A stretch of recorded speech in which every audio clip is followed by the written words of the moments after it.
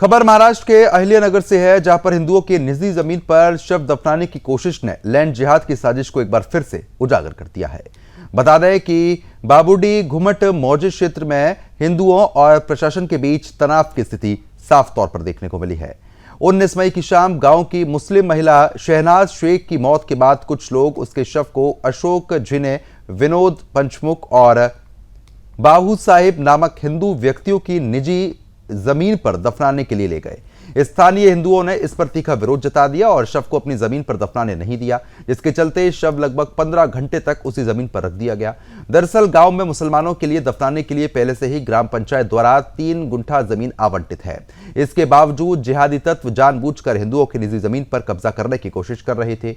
हिंदू ग्रामीणों के दबाव और प्रशासन के हस्तक्षेप के बाद आखिरकार शव को आवंटित जगह पर ले जाया गया।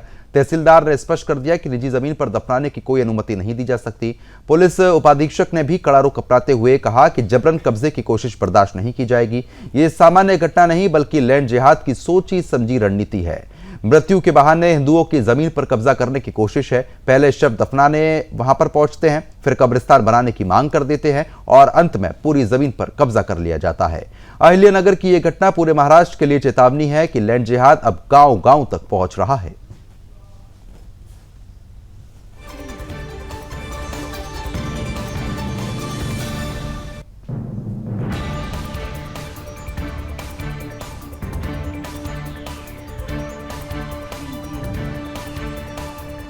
तो हिंदुओं में काफी आक्रोश जो है वो फिलहाल देखने को मिला।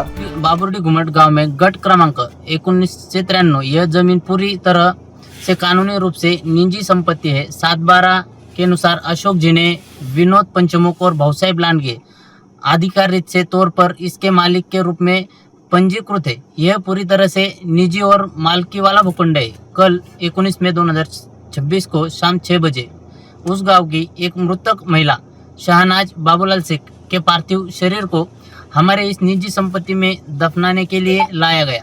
इसलिए पुलिस प्रशासन ने स्पष्ट किया है कि उन्हें अपनी अंतिम संस्कार की रस्में उसी निर्धारित स्थान पर करनी चाहिए, क्योंकि यह जगह निजी है।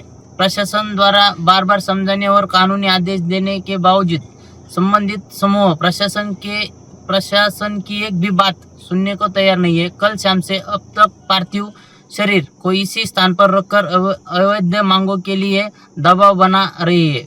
हमारे प्रशासन से और मीडिया के माध्यम से आप सभी से विनम्र निवेदन है कि निजी संपत्ति के अधिकारों की रक्षा की जाए, कानून का शासन बना रहे और कानूनी व्यवस्था की कोई समस्या उत्पन्न न हो।